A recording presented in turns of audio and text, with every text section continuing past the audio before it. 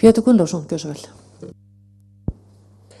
Formaður og góðir ráðsmenn, ég vil vekja athygli ráðsins á breytingartillögu sem hert ákvæði ríkisábyrgð. Og þeir sem standa að þessari breytingartillögu eru Andrés Magnússon, Arnfríður Guðmundsdóttir, Örn Bárður Jónsson, Gísli Tryggvason, Illugi Jökulsson, Katrín Oddsdóttir, Lýður Árnason, Pétur Gunnlaugsson og Þorvaldur Gylfason. Þessi breytingartillaga hljóðar svo: stjórnvöldum er óheimilt að ábyrgjast fjárhagslegar skuldbindingar einkaaðila. Með lögum má þó kveða á slíka ríkisábyrgð vegna almannahagsmuna. Slík lög eru háð samþykki 2/3 hluta atkvæða á Alþingi. Rökin fyrir þessari breytingartillögu ættu að vera nokkuð ljós. Því var haldið fram hér áðan að í B-nefnd hafi menn, menn voru ekki sammála í B-nefndinu þetta. Ég taldi að það væri ekki nægilegt eins og núna, að það er eingöngu einfaldur meirihluti sem getur samþykkt ríkisábyrgð. Og rökin eru auðvitað þau að það gengur ekki að ákveðin forréttinda aðilar geti leita til stjórnmálastéttarinnar eða skólafélaga sín úr MR, eins og gerðist hér árið, þegar Alþingi Íslendinga samþykkti ríkisábyrgð upp á 20 milljarða vegna þess að forsætisráðherrann var vinur forstjóra fyrirtækisins. Og þetta samþykkti Alþingi. Þetta fyrirtæki fór í þrot, og væntanlega ef að fjármálaráðherra hefði notað þessa heimild sem Alþingi veitt honum, þá værum að sjá fram á það að ríkissjóður væri að greiða líklega 30 milljarða og ríkissjóði, það er 100.000 á hvert mannsbarn. Þetta er auðvitað galið og glórulaust. Það sjá það allir. Og það þarf einhvern veginn að koma í veg fyrir þetta geti skerst. Tengsl stjórnmálastéttar og spiltrar kaupsýslustéttar er eitt höfuð vandamál íslensks samfélags. Og við verðum að koma fram með tillögur hér og sem að stuðla því að draga sem mest úr þessari spillingu.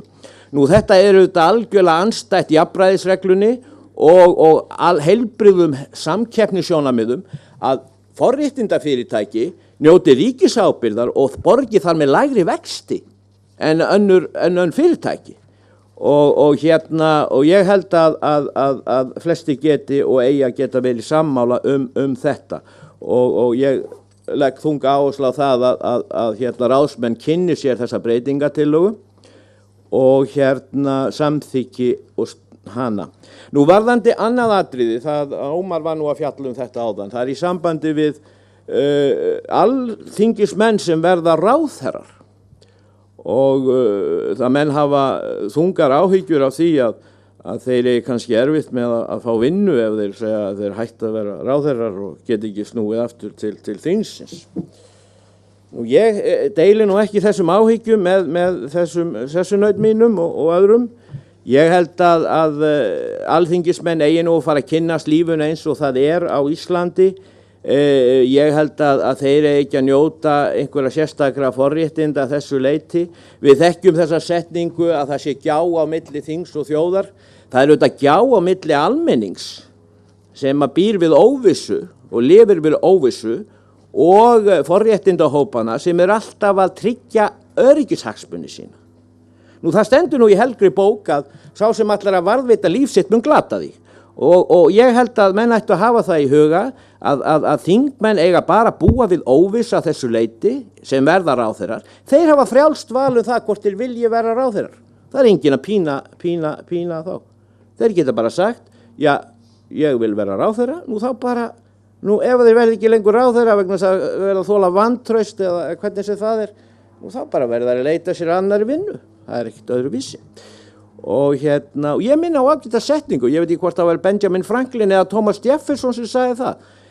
Þeir sem taka öryggi fram yfir frelsi verðskulda hvorugt.